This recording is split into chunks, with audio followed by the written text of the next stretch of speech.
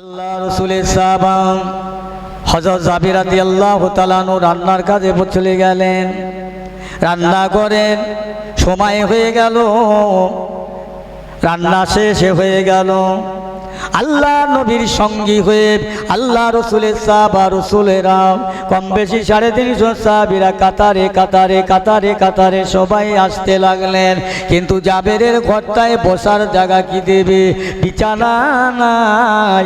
আল্লাহ নবীর কাছে বললেন, ইয়া রাসূলুল্লাহ, হাবিবাল্লাহ, আমি জাবের এতগুলো মানুষ আপনার সাহাবীদের বসাবো কোন জায়গায়? আমার বিছানা নাই। আল্লাহ নবী বললেন, আমার সাহাবারা সবাই একবার চোখটা বন্ধ করো এক মুহূর্তের জন্য। চোখটা বন্ধ করলেন, দেখা গেল জাবেরের বাড়িতে আল্লাহর তরফ থেকে আল্লাহ নবীর মহব্বতে, আল্লাহর নবীর ভালোবাসায় আমার আল্লাহ পাক আল্লাহ তাআলা আল্লাহর দয়ার জান্নাত থেকে মখমালের বিছানাগুলো এনে আমার জাবেরের বাড়িতে পৌঁছে দিয়েছেন। একবার জোরে বলা যাবে না সুবহানাল্লাহ? বসে জায়গা দিলে সাহাবীরা বসে চিন্তা করছেন, এই বিছানা পেল কোথায়? হ্যাঁ, এত সুন্দর। আল্লাহ রসুলকে আল্লাহ হাবিবকে জিজ্ঞাসা করলেন, ইয়া রাসূলুল্লাহ, হাবিবাল্লাহ, একবার বলবেন হযরত জাবেরের ঘরটা অভাবের ঘর, কষ্টের ঘর, অনাটনের ঘর, কিন্তু এত সুন্দর বিছানা জাবের পেল কোথায়? আল্লাহ নবী বলছেন, ও আমার সাহাবীরা, আমার জাবের বড্ড গরিব বড়, কিন্তু আমার জাবের আর জাবেরের বিবি দুজনেই নামাজি মুসল্লি। আল্লাহ পাক যে ঘরে নামাজি বান্দা থাকে ওই ঘরে আল্লাহ রুজিতে বরকত দেয়। ও আমার সাহাবীরা, তোমরা বসবে কোথায়? আমার জাবের চিন্তা করছে, আমার আল্লাহ পাকের ফেরেশতা আমি মুহাম্মাদের খাতিরে, আমার সাহাবীদের খাতিরে আল্লাহর দয়ার জান্নাত থেকে মখমালের বিছানা আল্লাহ পাক এই জাবেরের বাড়িতে ফেরেশতা দ্বারায় পৌঁছে দিলেন। একবার জোরে বলুন সুবহানাল্লাহ। দাও বাবা, রুটি দাও, তরকারি দাও, শুরু করো। কাতার দিয়ে বসে গেলেন, তরকারি দিচ্ছেন, রুটি দিচ্ছেন, রুটি দিচ্ছেন, তরকারি দেন। এত পরিমাণে খেলেন, সাহাবীরা খেয়ে আশুদা লাভ করলেন, পেটটা পরিপূর্ণ হয়ে গেল। আল্লাহ নবী জিজ্ঞাসা করছে, বাবা জাবের, আর কি তোমার বাড়িতে রুটি আছে, তরকারি আছে? ইয়া রাসূলুল্লাহ, হাবিবাল্লাহ, আমি এখনো কি বলবো আপনার, এই যতটা লোক এই রুটি তরকারি খেয়েছে এখনো এতটা লোক খেতে পারবে? একবার চিল্লে বলা যাবে না সুবহানাল্লাহ? বরকতের নবী, নবী শুধু মুসলমানদের জন্য নয়। একদল মৌলবীরা ওয়াজ করতে করতে বলে নবী এসেছে মুসলমানের জন্য, কোরআন এসেছে মুসলমানের জন্য। ওরে না না, নবী গোটা জাতির জন্যে, গোটা মানুষের জন্যে, গোটা জীব জানোয়ারে নবীরে ভালোবাসলো। দেউলের মানুষ কতটা ভালোবাসলো, জগতের মানুষ কতটা ভালোবাসলো। আমার নবীকে কেন এখানে বসার দরকার? কেন বসতে হবে? কেন, কি জন্যে বসবে এখানে? কারণ আছে, বিরাট কারণ। আল্লাহ রসুল এক সময় হুজরাত শরীফের মধ্যে ঢুকে পড়লেন। হুজরাত শরীফে বেলালকে বললেন, বেলাল, এখানে পাহারা দাও, ডিউটি দাও। আমি রাসূলুল্লাহ হুজরার মধ্যে ঢুকছি, এখানে আমার বিনা হুকুমে পারমিশনে যেন এর মধ্যে না ঢোকে। হুজুর, কেন? বেলাল, আমি আমার উম্মতের মায়ায়, উম্মতের মহব্বতে আমার অন্তর ফেটে যায় জানো বেলাল, তাই আমি উম্মতের জন্য হুজরাত শরীফে একটু কাঁদবো। জোরে বলুন না সুবহানাল্লাহ। বসতে হবে কেন, কি জন্যে? আহা, ও আল্লাহর বান্দারা, জগৎজোড়া মুসলমানেরা শুনে রেখে দেন, আল্লাহ নবীর এই তো বরকত আছে। আমি একটা একটা করে রাসূলুল্লাহর বরকতের কথা, মুজিজার কথা বলে শেষ করতে পারবো না। ওরে কোন নবীর 4টে মুজিজা, কোন নবীর 2টো মুজিজা, কোন নবীর 3টে মুজিজা। আমার আল্লাহ পাক আমার হাবিবি নবী, আল্লাহর পিয়ারা নবীকে 1টা 2টো নয়, 100 নয়, আল্লাহ পাক আল্লাহর হাবিবিকে 4500 মুজিজা দান করেছে। জোরে বলুন সুবহানাল্লাহ। মুজিজা কারে বলে? পীরেদের ভিতরে অলৌকিক কিছু ঘটনা ঘটে গেলে তাকে বলা হয় কারামত। নবীদের নিয়ে কোনো অলৌকিক ঘটনা ঘটে হলে তাকে বলা হয় মুজিজা। একটু নবীর মুজিজা সম্পর্কে শোনেন, তিনি কেমন কি আর তিনি কি করে মানুষের কাছে ধর্ম ইসলাম প্রচার করেছিল। অনেক কথা বোঝাতে পারবো না, সংক্ষেপ সংক্ষেপ দুটো কথা। আল্লাহ রসুল দিন দুনিয়ার বাচ্চা, এক সময় মা ফাতেমা নিজের ঘরে বসে আছে বাড়িতে, একজন সাহাবী আসলেন, ইয়া রসুল আল্লাহ, হাবিব আল্লাহ, আমি আপনার বাড়ি এসেছি, আপনার ঘরে কিছু থাকলে আমাকে দেবেন, আমার ছেলে মেয়ে বিবি আলী আওলাদ সব অনাহারে ভুকার্ত, না খেয়ে কষ্ট পাচ্ছে। আমার নবী বলছেন বসো। বসলেন। দ্বিতীয়বার আর একজন সাহাবী আসলেন, হুজুর কিছু আছে, এই বসো। বসলেন। আল্লাহ নবীর দরবারে একে একে 4 জন সাহাবী একই কথা, হুজুর রাত্রিরে খাওয়া হয়নি, কিন্তু এদিকে হুজুরের বাড়িতে 3 দিন রান্না হয় না, এ সাহাবীরা তাও জানে না। আসলেন, অনেক সময় হয়ে গেল, বাবা বসো, ধৈর্য ধরে, আল্লাহর তরফ থেকে যদি কিছু আসে, আল্লাহ যদি কিছু দেয় তাহলে শুরু খাওয়া যাবে ইনশাআল্লাহ, বসো। অনেক সময় বসে আছে। আমার নবী বলছে, বাবারা চলো তো আমার ফতেমার ঘরে যাই, আর ফতেমার কাছে যাই, চলো। সাহাবাদের নিয়ে আমার নবী ফতেমার ঘরের দরজায় গিয়ে ঘামাচ্ছেন, টোকা মারছেন। কে? মা, আমি তোমার আব্বা রাসূলুল্লাহ, দরজাটা খুলে দাও না মা। ইয়া রাসূলুল্লাহ, হাবিবাল্লাহ, আমি আপনার বেটি ফতেমা, আপনি আমার আব্বা জান আল্লাহর নবী। হুজুর আজকের জন্যে আমি আপনার জন্যে দরজাটা খুলতে পারবো না। হুজুর আব্বা জান, আমি ফতেমা এমন একটা কাপড় পরিধান করে আছি, আমার মাথার দিকটা তুলে দিলে আমার হাঁটুর দিকটা আলগা হয়ে যায়, পায়ের দিকটা আলগা হয়ে যায়। ইয়া রাসূলুল্লাহ, আবার পায়ের দিকে ঢেকে দিলে মাথার দিকটা আলগা হয়ে যায়। ইয়া রাসূলুল্লাহ, আজকে আপনার জন্য দরজা খুলতে পারবো না। আমার আপনার নবী, দয়ার নবী, বিশ্ব নবী হাবিবুল্লাহ কি করলেন? আল্লাহ নবীর গায়ের রুমালটা উঁচু জায়গা বড় গপা দেওয়ালের ওপর দিয়ে ছুঁড়ে দিয়ে বললে, মা ফাতেমা, এই ওড়নাটা জড়িয়ে লাও মা, রুমালটা জড়িয়ে লাও না মা, আমি তোমার আব্বা জানের জন্য একটু দরজাটা খোলো মা। দরজাটা খুলে দিলে আল্লাহ নবীর বেটি ফতেমা ওড়নাটা রুমালটা পরে নিয়ে খুলে দেওয়ার পরে বলছে, মা তোমার হাতে কেন খামচানো দাগ, আঁচড়ানো দাগ, তোমার গালের বাড়ি চোখের কোনায় যেন রক্ত হচ্ছে, খামচানো দাগ। ইয়া রাসূলুল্লাহ আব্বাজান, ইয়া হাবিবাল্লাহ আব্বাজান, আমার 2টা কলিজার টুকরা সোনার মানিক ইমাম হাসান আর হোসাইন, তারা ক্ষুধার তো সহ্য করতে পারে না, ক্ষুধার দ্বারা সহ্য না করতে পেরে আমি ফতেমার নাকে খামচায় কামড় দেয়। আমি জোর করে কথা বললে তাদের মনে কষ্ট লাগবে, ব্যথা লাগবে, কাঁদবে। ইয়া রাসূলুল্লাহ আব্বাজান, এই না তারা করে কোথায় গেল মা তারা? কদিন রান্না হয় না। আব্বা হুজুর আজ 3 দিন আমার বাড়িতে পানি ছাড়ার কিছুই নাই। আল্লাহ রসুল বলছেন, সাহাবীরা দেখলেন তোমরা আমার বাড়ি খেতে গিয়েছো, আমার ফতেমার হাল। আল্লাহ রসুলের সাহাবীরা বেরিয়ে, ইয়া রাসূলুল্লাহ, ইয়া হাবিবাল্লাহ, আপনি আমাদের মাফ করে দেবেন, ক্ষমা করবেন, আমাদের জানা ছিল না। সাহাবীরা চলে গেলেন।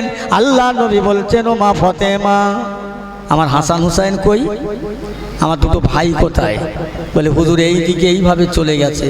গিয়ে দেখছে মক্কার মরুভূমি বালির ওপরে যারা উম্মতের জন্য শহীদ হয়ে গেল, বেহেশতের জওয়ান যুবক, মক্কার মরুভূমি বালির ওপরে শুয়ে পড়ে এক ভাই আর এক ভাইকে গোলা জড়ি ধরে আছে, অভাব, খাওয়া নেই। আল্লাহ রসুল গিয়ে বলছে, ভাই হাসান হুসাইন, তোমরা বেহেশতের জওয়ান যুবক, জান্নাতের সরদার, আর তোমরা এখানেই শুয়ে থাকবে? নানা যান, আমাদের পেটে বড় ক্ষুধা, আমাদের বড় তৃষ্ণা নানা যান। আল্লাহ নবী 2 ভাইকে কোলে করে এনে হযরত মা ফতেমার কাছে দিয়ে বলছে, ফতেমা, এদের আর কষ্ট দিও না, আমি দেখি কোথাও কিছু পাওয়া যায় কিনা। মহব্বতের নানা আর নাতি চললেন, রাস্তা দিয়ে হেঁটে যাচ্ছেন আর বলছেন, কেউ আমাকে একটু কাজে নেবেন, কাজে। একজন বলছে, না না না, এখানে টুপিওয়ালা মোল্লা মৌলবীর কোনো কাজ নেই। ফিরে আর একটু আগে গেলেন, আগে গিয়ে বলছে, গ্রামের লোকালয় ঢুকে আমাকে একটু কাজে নেবেন, কোনো কাজ করাবেন। বলছে না না, এখানে টুপিওয়ালা দাড়িওয়ালা লোকের কাজ নেই, যাও। আবার একটু আগিয়ে গেলেন, আবার একজন দাঁড়িয়ে আছে, ভাই আমাকে কোনো কাজ করাবেন? আহা হা, কাজ করাবেন, তবু নবু কারো কাছে হাত পাতে না, কোনো জায়গায় কিচ্ছু সমর্থন নেই। উনি বলছেন তুমি কি কাজ করবে? বলে যে কাজ দেবে তাই করব। বলে আমার উট পানি খাবে, কুয়া থেকে পানি দিতে হবে বালতি করে। হ্যাঁ, 7 বালতি পানি তুললে 3টে করে খাজুর। আচ্ছা ঠিক আছে, আমাকে দেন, বালতিটা দেন। বালতিটা দিলেন, বালতির ডাঙে রশি বেঁধে কুয়ায় ফেলে দিলেন পানি তোলার জন্য। পানি ভর্তি হয়ে গেল, টেনে তুলতে যাবে, একেবারে রশিটা ছিঁড়ে গেলেন, বালতিটা কুয়ার মধ্যে পড়ে গেলেন। যেই না পড়ে গেলেন, ওই ইহুদি জানলো না, চিনলো না, বুঝলো না, সজোরে আঘাত করলেন কার? আমার রহমতের নবীর গালে। আর যেই না মেরেছে, আমার রসুল বলছে বাবা তুমি এই বৃদ্ধ বয়সে তোমার হাতটারে কষ্ট দিলে আমার গায়ে মেরে, জোরে বলেন না সুবহানাল্লাহ। কে বলছে? আমার নবী। আল্লাহ রসুল দাঁড়িয়ে আছে, ইহুদি দাঁড়িয়ে আছে, আবার কুয়ার ভেতর থেকে ছেঁড়া বালতিটা আমার নবীর মান শান বাড়াবার জন্যে, ভাত যেমন উতলালে ঢাকনাটা ভেসে ওঠে, বালতিটা একেবারে পরিপূর্ণ বোঝাই হয়ে একদম ভেসে উঠলেন ইহুদির সামনে। একবার জোরে বলা যাবে না সুবহানাল্লাহ? ইহুদিটা বাড়ি গেলেন, বাড়ি গিয়ে মার কাছে আলোচনা করছে, মা এরকম একজন মানুষ, আমি তাকে কাজে লিছি, আমার বালতি আমার রশি, অথচ দোষ তো আমার।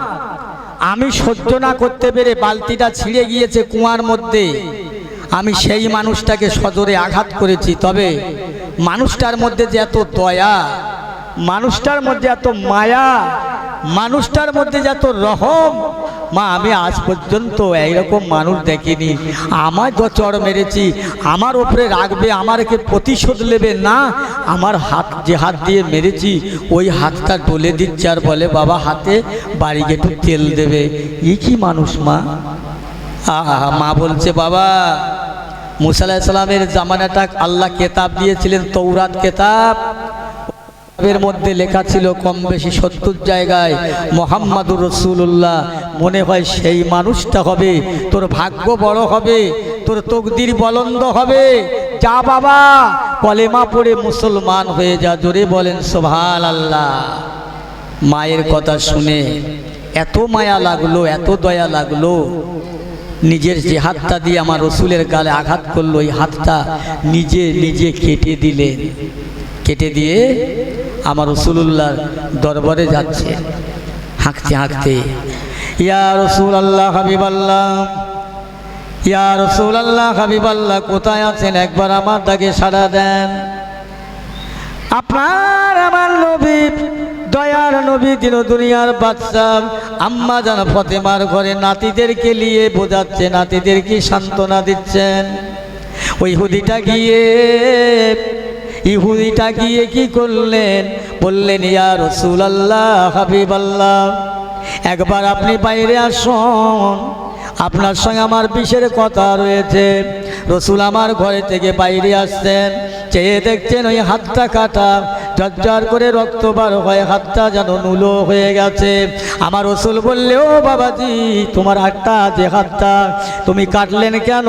যে হাতটায় আমি তেল দিতে বললাম ওই হাতটা কেটে দিলেন কেন? ইয়া রাসূলুল্লাহ হাবিবাল্লাহ, আমি আপনার কাছে জবাব দিতে পারবো না। যে হাত দিয়ে আপনার গালে চড় মারলাম ওই হাত আপনি আমাকে মালিশ করলেন, অথচ ওই কুমার দোষ না, দোষটা নয়, বালতি আমার, রশি আমার ছিঁড়ে গিয়েছে, অপরাধটা তো আমার, অপরাধটা তো আমার, কিন্তু কেন আপনাকে মারলাম?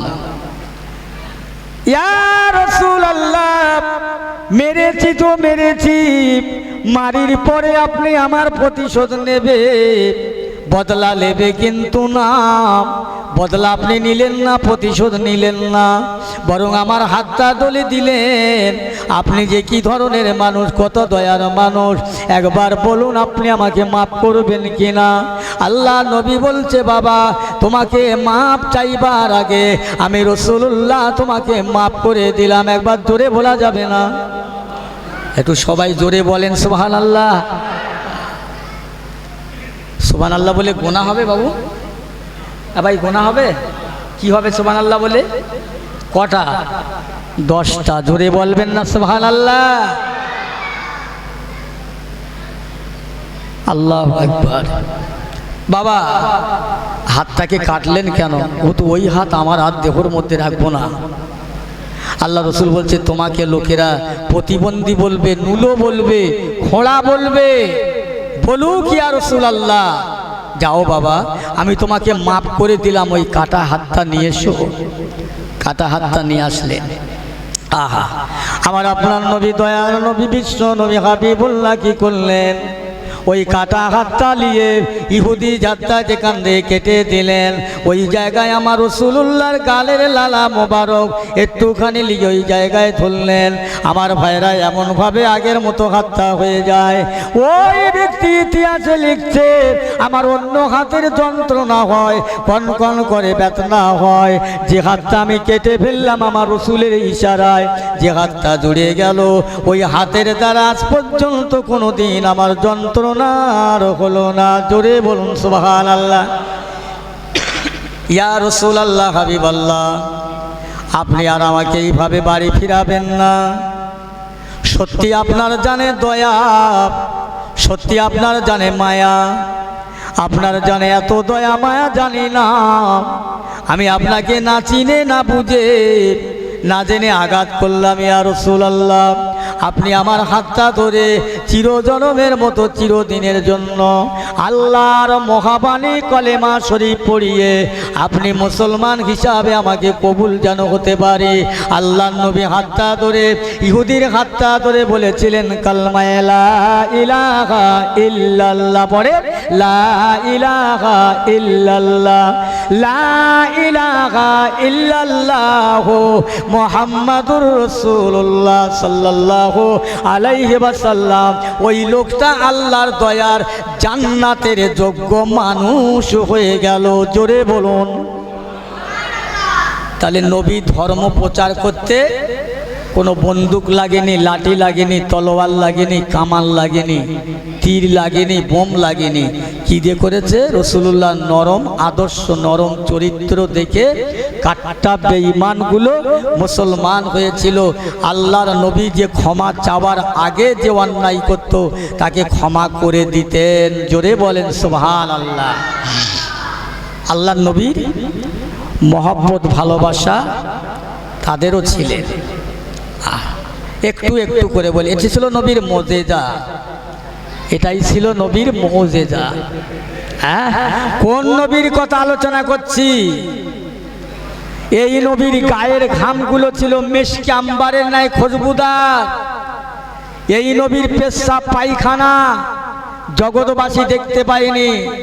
উম্মে সালমা রাদিয়াল্লাহু তাআলা আনহা বলছেন আমার রাসূলুল্লাহ একদিন রাতে পায়খানা করেছে ঘরের মধ্যে। রসুলের পায়খানা নাপাক নয়, এত সুন্দর সেন, এত সুন্দর খুশবু বার হচ্ছে। আমি সালমা খেয়ে ফেলেছিলাম, খাবার পরে আমার গা দিয়ে খুশবু বার হচ্ছে। আমার নবী ডেকে বলেছিল, বা এই আমার সালমা তুমি কি খেয়েছো বলো তো? ইয়া রাসূলুল্লাহ, হাবিবাল্লাহ, আমি উম্মে সালমান আপনার পেশাব পায়খানাগুলো খেয়ে ফেলেছি, পায়েসের মতো খুশবুদার। উম্মে সালমাকে রসুল বললেন ওটা আমার পেশাব, ওটা আমার পায়খানা। তবে জেনে রাখো সালমা, জীবনের জিন্দেগি তোমার আর কখনো কোনো দিনের জন্য পেটের অসুখ হবে না, তোমার গায়ে থেকে দুর্গন্ধ বার হবে না, খুশবু বাইর হবে। বলুন না সুবহানাল্লাহ। সেই নবীকে অনেক জায়গায় অনেক মানুষ ছোট করে। কথা বুঝলেন? নবীর শানে সালাম পড়া বন্ধ, মানে পায়জামা আন্ডার প্যান্ট আসে, নবীর শানে সালাম পড়া হবে না, কবর জিয়ারত করা যাবে না, আজানের বাদে হাত তোলা যাবে না, আখিরি জোহর হবে না, খানাবিনে হবে না। কেন গো? এসব বেদাত। তা বেদাত তো তুমি প্রথম করছো। কিরাম? তাকে জিজ্ঞেস করো না যে বেদাত তো তুমি প্রথমেই করছো। তুমি যে বলছো এসব চলবে না, রসুল করেনি, আমরা করব না। রসুল প্লেন চড়িনি, তুমি প্লেনে করে বোম্বাই শহর ঘুরে আসছো। হ্যাঁ, রসুল জীবনে প্লেনে চড়িনি। আজকে বর্তমান যুব সন্ধিক্ষণে মাইকে কথা বলছি, এটাও তো বেদাত। এটা নবীর জামানায় ছিল না। বর্তমান যুব সন্ধিক্ষণে গাড়ি চড়ে চলে যাচ্ছি, প্লেন চড়ে চলে যাচ্ছি, এসব তো রসুলের জামানায় ছিল না। তুমি যে বলছো বেদাত, আগে তুমিই তো বেদাত করছো, তাহলে এগুলো বাদ দেন। নবীর নামে সালাম পড়া যাবে না। এক জায়গায় জলসায় গিয়েছি ভাই, বাস্তব বলছি, জলসায় যাচ্ছি, আমার হাত ধরে নিয়ে যাচ্ছে আর বলছে কি জানেন, হুজুর খবরদার কিয়াম সালাম পড়বে না। কেন না? এই সিয়াম সালাম কিয়াম পড়লে কি হবে জানো? কাল গ্রামে ফিতনা হবে, দাঙ্গা হবে। চিন্তা করেন, আমার আল্লাহ রসুলের মায়া মহব্বতে সালাম কিয়াম পড়ব, ফিতনা হবে, ফিতনা। আচ্ছা, আমার নবী হায়াতুন নবী না জিন্দা নবী? এই সবাই বলেন হায়াত নবী জিন্দা নবী? জিন্দা। আমার আপনার এই জগতে আমার নবী সব সেখান থেকে দেখতে পাচ্ছেন, সব দেখছেন। আহা ভাই আমার দোস্তেরা, এই নবীর ভালোবাসা মহব্বত করেছে জগতের জীব জানোয়ার, কিন্তু মানুষে চিনেনি, মানুষে চিনল না। আবু জেহেল চিনেনি, ওদবা সাহেবা এরা চিনেনি। নবীর মনে কষ্ট দিয়েছে, ব্যথা দিয়েছে, আঘাত দিয়েছে। অপরাধটা কোথায়? রসুলের দিন প্রচার করছে, ইসলাম প্রচার করছে, এই ছিল অপরাধ। আহা, অপরাধের জন্য হযরত ওমরে ফারুক মসজিদে শহীদ করে দিলেন। অপরাধ এই ইসলাম কবুল গ্রহণ করার জন্য হযরত উসমান গনিকে শহীদ করলেন। ও মুসলমান ইমানদার আল্লাহওয়ালা ভাইরা, জগৎ জোড়া মুসলমানেরা দিনের দাওয়াত দিচ্ছিলেন বলে হযরত আলীকে শহীদ করলেন। তার আগে আমার রাসূলুল্লাহকে মেরে দেবেন দুনিয়া থেকে। বেঈমান কাফেরেরা যুক্তি করলেন, নবীকে মারবই মারবো, নবীকে মেরে দিলে ইসলাম শেষ হয়ে যাবে, আর কোনোদিন ইসলাম মাথা উঁচু করতে পারবে না। আল্লাহ বলে, ও দুনিয়ার মানুষ, ওরে আমি ইসলামের মালিক, আমার মনোনীত ধর্ম ইসলাম, আমার নবীর কাছে দিয়েছি 1 নম্বর কোরআন, আমার নবীর কোরআন। আমি আল্লাহ পাক আমার কোরআনটা যে মানবে, আমার দিনটি যে মানবে, দুনিয়ার বুকে তার দুশ্মন শত্রু চারদিকে ভর্তি থাকবে, কিন্তু সে আমার আল্লাহ হয়ে যাবে। আমি আল্লাহর হয়ে গেলে তার আর অন্য কোনো ভয় নাই, চিন্তা নাই। আল্লাহ রাসূল দিন দুনিয়ার বাদশা, দয়ার নবী আমার হাবিবুল্লাহ, জগৎগুরু বিশ্ব নবী। আহা, দুনিয়ায় জন্ম হলেন 12 রবিউল আউয়াল, শোবে সাদেকে আপনাদের সব জানা আছে। হালিমার ঘরে 6 বছর লালন পালন হলেন। খাদিজাকে বিয়ে করলেন। খাদিজার অগাধ সম্পদ মক্কার মানুষকে দান করে দিলেন। আবার মক্কার জমিনে ইসলামের দাওয়াত দিতে লাগলেন। যেই না ইসলামের দাওয়াত দিতে লাগলেন, নবীর বিরুদ্ধে দুশ্মন হয়ে গেল। শুনুন, ভালো খারাপ এসেছিলেন। আল্লাহ রসুল আল্লাহর হাবিব ওসিয়াত করছেন, মদিনার সাহাবীদের ডেকে বললেন, ও ভাই জানেরা, নবী আমার দুনিয়ায় নাই, জগতে থেকে বিদায় আবু বকর খেলাফতির দায়িত্ব পেলেন। হযরত আবু বকর সিদ্দিক রাদিয়াল্লাহু তাআলা আনহু রাসূলুল্লাহ সাহাবীদের ডেকে বললেন, ও নবী সাহাবীরা, আমি আবু বকর বলছি শুনে নাও, আমি যখন মারা যাব, দুনিয়া থেকে বিদায় হয়ে যাব, আমার লাশটা তোমরা গোসল দেবে, কাফন পরাবে, তবে যেন কবরটা খুঁড়বেন না, কবরটা তৈরি করবেন না। আমার লাশটা নিয়ে, আমার দেহটা নিয়ে রাসূলুল্লাহর মাজারের গেটের সম্মুখে রেখে, আর তোমরা সালাম দিয়ে রাসূলুল্লাহকে বলবে, ইয়া রাসূলুল্লাহ, হাবিবাল্লাহ, আপনার সাহাবী আবু বকর আজ দুনিয়া থেকে বিদায়, সে বড় কবরের ভয় করে, আযাবের ভয় করে। ইয়া রাসূলুল্লাহ, হাবিবাল্লাহ, আপনার সাহাবী আবু বকর সেই আবু বকর যিনি মক্কা থেকে মদিনায় আপনার সঙ্গে হয়েছিল। ও আমার নবী সাহাবীরা, খবরদার তোমরা আমি আবু বকরের আমলের বাহাদুরিটা দেখাতে যেও না। যদি তোমাদের কথা মতো আল্লাহ রসুলের মাজারের গেটের দরওয়াজাটা এমনি এমনি খুলে যায়, কিংবা আল্লাহর নবী হাত দিয়ে খুলে দেয়, তোমরা জানো খুলবে না। যদি মাজারের গেটের দরওয়াজাটা খুলে যায় তবে না তোমরা রাসূলুল্লাহর পাশে আমাকে দাফন করবে। যদি মাজারের গেটটা না খোলে খবরদার তোমরা আমাকে জান্নাতুল বাকিয়াতে দাফন করবে। এই না বলার জন্যে হযরত আবু বকর সিদ্দিক রাদিয়াল্লাহু তাআলা আনহু 2.5 বছর 3 মাস পরে ইন্তেকাল হয়ে গেলেন। সাহাবীকে গোসল দেয়া হলো, কাফন পরানো হলো, ওইভাবে নিয়ে রাসূলুল্লাহর মাজারের গেটের সম্মুখে হাজির করলেন। ডাকলেন, দেখে সাহাবীরা সব বলছেন কে যাবে রসুলকে কাছে ডাকতে, সাহস পায় না, সাহস হয় না। কিন্তু নবী আমার জিন্দা নবী হযরত ওমর ফারুক আস্তে আস্তে করে গিয়ে বললেন, আসসালামু আলাইকা ইয়া রাসূলুল্লাহ, ইয়া রাসূলুল্লাহ, ইয়া হাবিবাল্লাহ, আজকে আপনার সাহাবী আবু বকর দুনিয়াতে নাই। সে বড় ভয় করে কবরের আযাবের ভয় করে। ইয়া রাসূলুল্লাহ, হাবিবাল্লাহ, তিনি আমাদের সঙ্গে বলে গিয়েছিলেন যে আমার লাশটা তোমরা জান্নাতুল বাকিয়ায় দেওয়ার আগে আমার হুজুরের মাজারের সম্মুখে রেখে হুজুরকে সালাম দেবেন। হুজুর যদি গেটের দরজাটা খুলে দেয় তবে না তোমরা আমার রসুলের পাশে আমাকে কবরটা দেবেন। মাজারের গেট যদি না খোলে তোমরা আমার জান্নাতুল বাকিয়াতে দেবেন। ইয়া রাসূলুল্লাহ, হাবিবাল্লাহ, একবার যদি বলেন আপনার সাহাবী আবু বকরের লাশটা আপনার পাশে দাফন করব। আমার পেয়ারা ভাইয়েরা বলার সঙ্গে সঙ্গে আল্লাহর তরফ থেকে আমার রাসূলুল্লাহর মাজারের গেটের দরজাটা খুলে গেলেন। জোরে বলুন, একটু জোরে হবে না সুবহানাল্লাহ? খুলে গেলেন।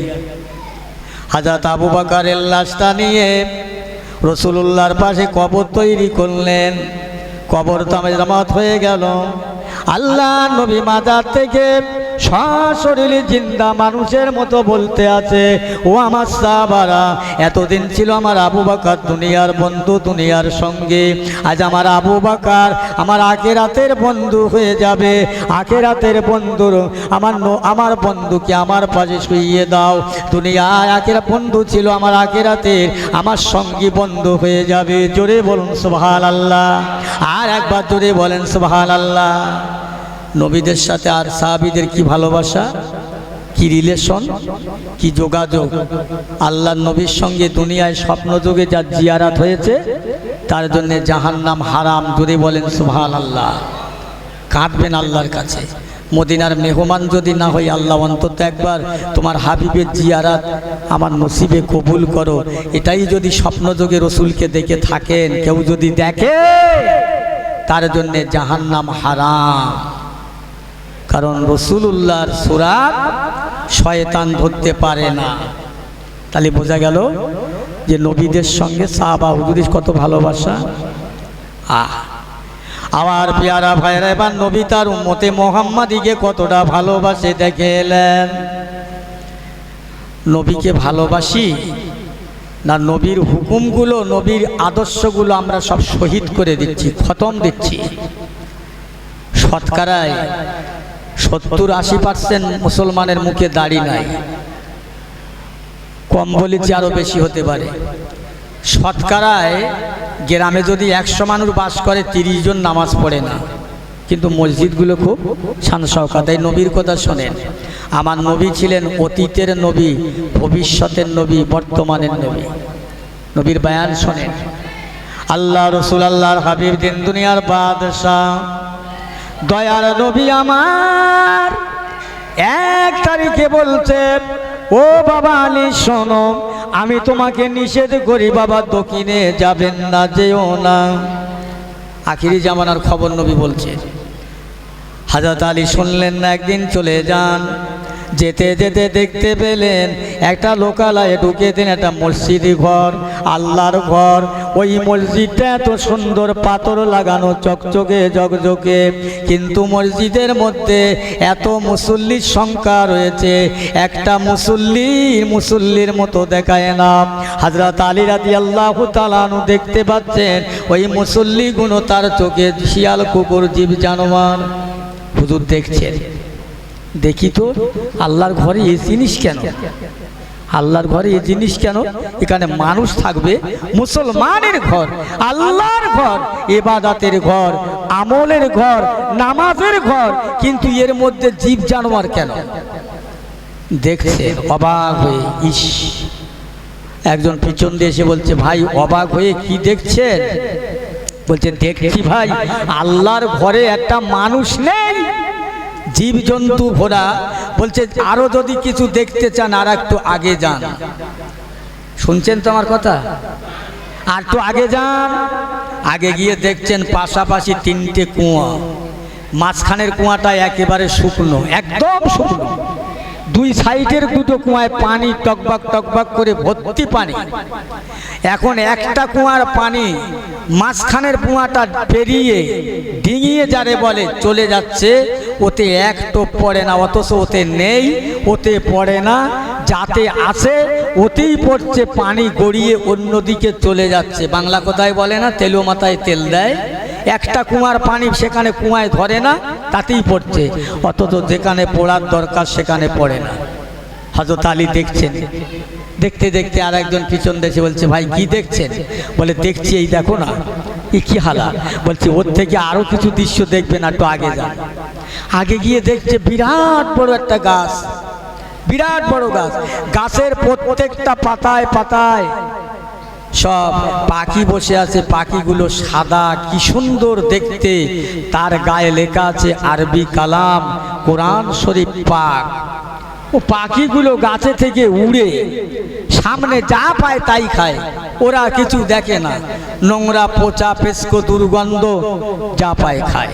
আলী বলছে, হায় হায় খোদা গো আল্লাহ, এ পাখির গায়ে তোমার কালাম, আর এ পাখি যা পারে তাই খায়। হযরত আলী দাঁড়িয়ে দাঁড়িয়ে দেখছে, আর একজন আসলেন, ভাই কি দেখছেন? বলে, এই তো দেখছি, দেখতে পান না? বলে, আরো একটু আগে যান, দেখবেন।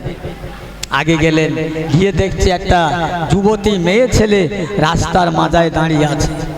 হযরত আলী বলছে, মা একটু ছাড়ি দাও, আমি চলে যাই। গ্রাহ্য করে না কথাটা, আলীর কথাটা গ্রাহ্য করে না। আলী রাদিয়াল্লাহু তাআলা এত শক্তিশালী মানুষ ছিলেন যে একটা যুদ্ধের সময় একটা লোহার দরজা, ওই দরজাটা ঢাল হিসাবে ব্যবহার করেছিলেন বাম হাতে করে। লিখছে ৭০ জন সাহাবী এক এক করে ধরেছিলেন একসাথে, তাই সেই লোহার দরজাটা, ঢালটা, যেটাকে আলী বাম হাতে করে যুদ্ধ করেছে, ওই ঢালটা মাটি ছাড়া করার মতো ৭০ জন সাহাবীর হয়নি। বলেন সুবহানাল্লাহ। সেই আলীকে একটা মেয়ে ছেলের সামনে পড়লে, মা সরে যাও না, এই পার হব, গুরুত্ব দেয় না, কথায় গ্রাহ্য করে না। আল্লাহ রাসূলের সাহাবী আর দেরি করলেন না, পার দিয়ে পারাবার জন্য। যেই না পার দিলেন, ওই মেয়ে লোকটা হযরত আলীকে ধরে ফেললেন, ধরলেন। ও ভাই জানেন, এমন ধরা ধরলেন, আলী আর তার হাত থেকে ছাড়াতে পারেন না, ছাড়াতে পারছেন না। এই বক্স হচ্ছে, বক্স চলছে মাইকে, আমার দিকে একটু মুখ করে দেন তো, আমার দিকে অল্প করে, আমি তো কিছু বুঝতেই পারি না। আল্লাহ রাসূল দিন ও দুনিয়ার বাদশা সাহাবী হযরত আলী রাদিয়াল্লাহু তাআলা আনহু দেখতে পেলেন ওই মেয়েটাকে বারবার বলছেন, হাতটা ছাড়ুন, চলে যাব। ছাড়েন না, কোনো কথাই বলেন না। আল্লাহ নবী সাহাবী কাঁদতে আল্লাহর কাছে বলতে লাগলেন, আল্লাহ পাক, এই অবস্থায়, এই অবস্থায়, এই সময় যদি আমার রসুলের কোনো সাহাবী দেখে আর রসুলুল্লাহর দরবারে গিয়ে যদি বলে দেয়, আমি আলী কি মুখ দেখাবো?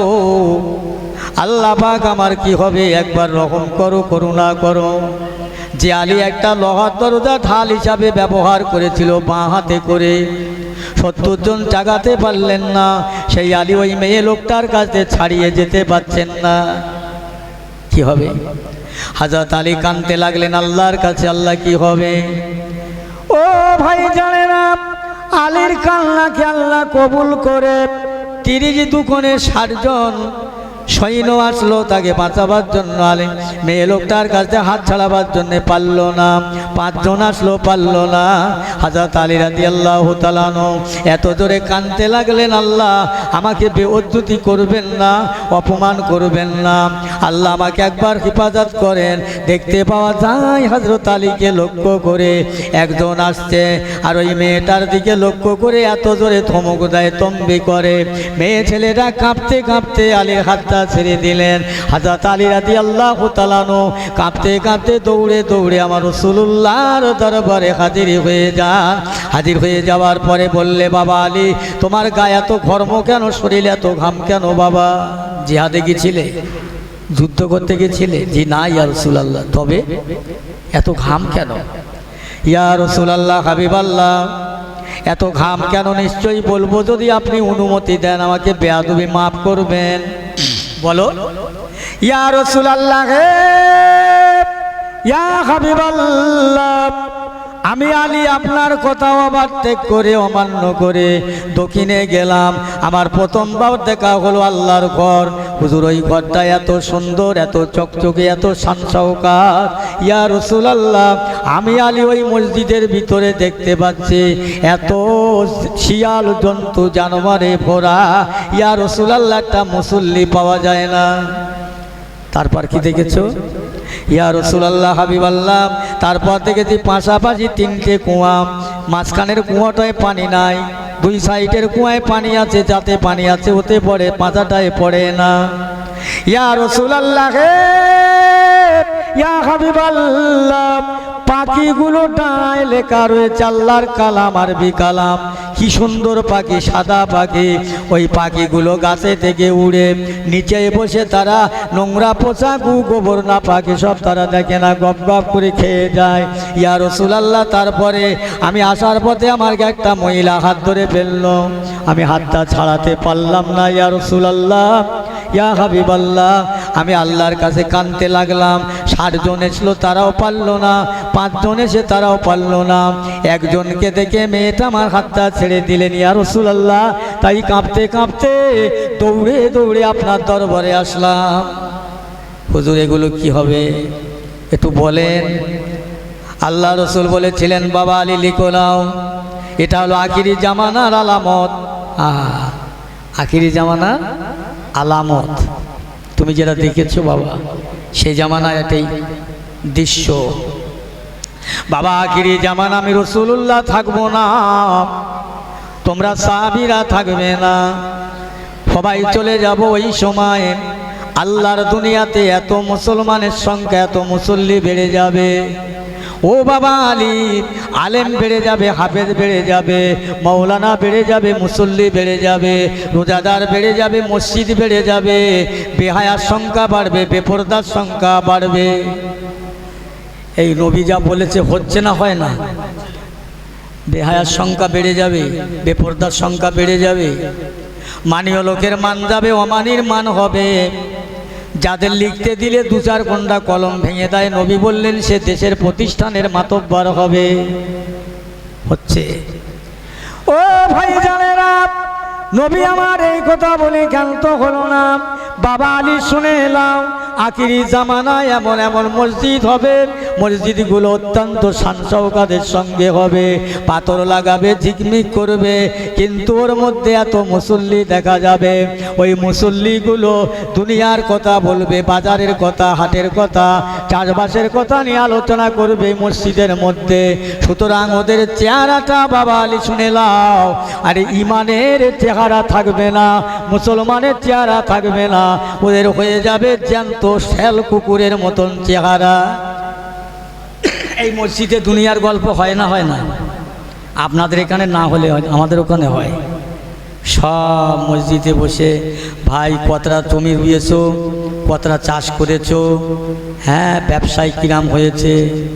আমি বারবার বলে এই সব গল্প চলে না, চলে না। আল্লাহ রসুল আল্লাহর হাবিব জানালেন, দুনিয়ার কথা মসজিদে যে মানুষটা আলোচনা করবে, কাঠ যেমন, আগুন যেমন কাঠকে পুড়িয়ে ছাই করে দেয়, মুসলমান ইমানদার তোমার ইবাদত বন্দিগি যা কিছু নেকি অর্জন করবে, দুনিয়ার কথা মসজিদে আলোচনা করবে, তোমার নেকিগুলো পুড়ে ভস্ম হয়ে যাবে। তোমার একদিনের নয়, 3 দিনের নয়, মসজিদে এসে দুনিয়ার কথা, চারপাশের কথা বলবে, বলছে 40 বছরের ইবাদত নষ্ট হয়ে যাবে। কোনো মানুষ মাইয়েত হয়ে গেছে, তার কবরে নিয়ে যাওয়া হচ্ছে, কবরে যাবার সময়, গোরস্থানায় যাবার সময় গল্প করবে, তাড়াতাড়ি মাটিটা ধোয়া কখনো হবে, হাটে যাব, বাজারে যাব, এই না গল্প করতে করতে যাবে, তোমার 40 বছরের ইবাদত নষ্ট হয়ে যাবে। এই কষ্ট নিচ্ছেন নাকি আমার কথায়? কষ্ট নেবেন না। নবী দিবস করছি, নবী যা বলেছে তা হচ্ছে কিনা।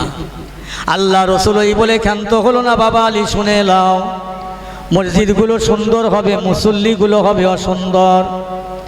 ও বাবা আলী শুনো, পাশাপাশি 3টে কুয়া, মাঝখানের কুয়াটায় পানি নেই, 2 সাইডে পানি আছে, যাতে পানি আছে ওতে পড়ে। এমন একটা জামানা হবে, এমন একটা সময় হবে, বাপ আর মা সন্তানের জন্যে জান্নাত, কিন্তু সন্তানগুলো ওই বাপ মাকে পর করে চলে যাবে শ্বশুর বাড়ি, বাপের সামন দিয়ে খাদ্য খোরাক নিয়ে। বাপ খাবার জ্বালায় ছটফট করবে, ভোকসানি লাগবে, ভিড়মি লাগবে, কাকা করবে, কত কান্না কাঁদবে, বাপের খমেন দিয়ে চলে যাবে শ্বশুর বাড়ি। ও মুসলমান, এর নাম আল্লাহ নবী বললেন, একজন ভাইয়ের সঙ্গে ভাইয়ের হবে না। নিজের মায়ের পেটের ভাই দাবায় পড়ে কাঁদবে, অন্য ভাইয়ের সঙ্গে কুটুম্বিতে চলবে। মুসলমান, আমার নবী বললেন, এর অর্থ হলো এই, যার পয়সা আছে পয়সাওয়ালার সঙ্গে সম্পর্ক হবে, ওই পয়সাওয়ালা কোনো দিন গরিবের ধারে বাড়ি যাবে না। রাসূল বললেন, সেই নবী দিবস। শুধু তাই নয়, আমার নবী বলছেন, বাবা আলী শুনে নাও, এরকম একটা জামানা হবে, ছেলে তার বাপকে সম্মান করবে না, ছেলে তার মাকে সম্মান করবে না, মুরব্বীদের সম্মান করবে না। এমন একটা দিন হবে, ওই ছেলের মায়ের সঙ্গে ছেলে আবাব করবে না। আল্লাহ নবী বললে, বাবা আলী শুনে নাও, ওই যে পাখির গায়ে ডানায় আল্লাহর কালাম লেখা রয়েছে, পাখিগুলো নাপাক খাচ্ছে। বাবা, আখিরি জামানায় এমন একদল আলেম হবে, ও বাবা, এত আলেমের সংখ্যা বেড়ে যাবে, তাদের পেটে থাকবে কোরআন, হাদিস, ইজমা, কিয়াস, উসুল, ফিকহ, ফতোয়া, ফরজ, সারা শরিয়াত, কিন্তু তারা হারাম হালালের ভেদাভেদ করবে না, নির্বাচন করবে না, সামনে যা পাবে তাই খেয়ে যাবে। এটা হলো আখিরি জামানার আলামত। বুঝছে বাবা? তোমার যে মেয়েটা হাত ধরেছে, ওই মেয়েটা দুনিয়ার অন্য কোনো মেয়ে নয় বাবা। তুমি মেয়ে দেখেছো, ও বাবা আলী, ওইটা মেয়ে নয়, অরিজিনাল মানুষ নয়, ওটা হলো অরিজিনাল দুনিয়া রে বাবা, দুনিয়া দুনিয়া দুনিয়া। ওটা তোমাকে ধরে ফেলেছিল বাবা আলী। তোমার ওই 30 জন সৈন্য গেল, 60টা রোজার 60টা নেকি, আর 60টা নিয়েতে 60টা নেকি, 30 জন সেনা, 60 জন সেনা, তারাও পারল না। 5 ওয়াক্ত নামাজের বিনিময় আল্লাহ পাক তোমার জন্য 5 জন সেনা বানালো, তারাও পারল না বাবা। একজন তোমাকে ধমক দিল, মেয়েটা ছেড়ে দিল, ওইটাই হলো তোমার অরিজিনাল নির্ভেজাল ঈমান। একবার জোরে বলেন সুবহানাল্লাহ, আর একটু জোরে হয় না সুবহানাল্লাহ। বাবা আলী, আজকে তোমার ইমানের শক্তি ছিল বলে, ইমানি বল ছিল বলে মেয়েটা ছেড়ে দিল, অর্থাৎ দুনিয়া থেকে তুমি ছাড় পেলে। আমরা দুনিয়া ধোলা হয়ে গেছি, দুনিয়া আমাদের গ্রাস করে ফেলেছে। তাই যদি দুনিয়াটা আমাদের না গ্রাস করত, তাহলে এই মসজিদে লোকের জায়গা দেওয়া যেত না। অন্তর কালিময় হয়ে গেছে। দরুদ শরীফ আল্লাহুম্মা।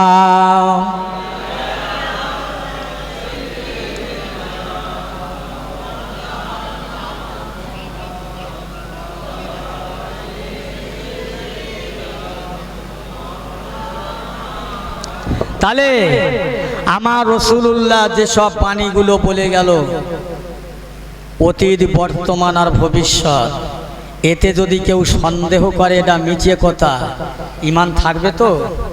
ঈমান থাকবে না, এটা বাজে কথা। দুটো জিনিস আমাদের সঙ্গে হবে, দুটো জিনিস, একটা ঈমান আর একটা আমল। এই দুটো জিনিস যদি সব বেকার হয়ে যায়, কবরে হাই হাই করতে হবে, ময়দানে মাহশরে হাই হাই করতে হবে। এই দুটো জিনিস নিতে গেলে কি করতে হবে? আমার আল্লাহ রসুলকে ফলো করতে হবে। জোরে বলুন সুবহানাল্লাহ। আমার আল্লাহ কি বলছে আর নবী কি বলছে, এই কথা। অন্য কোনো দিকে কান মন নয়, কোনো দিকে মন ঠিক রাখবেন না, একদম একেবারে আল্লাহ রসুল যেটা বলেছে সেটা মুসলমানের জন্য। তোমাকে কোথাও যেতে লাগবে না, পার্টি অফিসে না, অন্য জায়গায় না, থানায় না। আল্লাহ পাক বলছে, বান্দা তোরা আমার হয়ে যা, আমার নবীকে যেমন আমি বাঁচিয়ে লিছি আমি তোদেরকেও বাঁচিয়ে নেব, তা চিন্তা করিস না। ভাই আমার দোস্তরা, এই রসুলে পাকে জীবন চরিত্র নিয়ে আলোচনা, অথচ আমরা নবীর উম্মত। ভাই একটু ছোট্ট করে বলি, আল্লাহ আমাদের মাফ করবে ইনশাআল্লাহ, ক্ষমা করলে করতে পারে। আপনারা জানেন আবু লাহাব বিশ্বনবীর চাচা, কিন্তু বিখ্যাত বেঈমান আবু লাহাব রাসূলুল্লাহ জন্মগ্রহণ করলেন, আর আবু লাহাবের বাড়ির একটা দাসী এসে খবর দিলেন, বাদশাহ জাহাপানা আপনার একটা ভাতিজা হয়েছে, আব্দুল্লাহর একটা ছেলে হয়েছে। আবু লাহাব এই কথা শুনে কি করবে, ওই বিবি এই দাসীকে সোয়াইবিয়াকে খালাস করে দিলেন। দাসীকে, যাও তুমি যে আমার ভাইপো আব্দুল্লাহর বেটা, আব্দুল্লাহর একটা ছেলে হয়েছে আমার ভাইপো, এই যে সংবাদ এনেছো, আনার জন্য তোমাকে আমি আজাদ মুক্ত করে দিলাম। শাহাদাত আঙ্গুলটা উঁচু করে বলেছিলেন।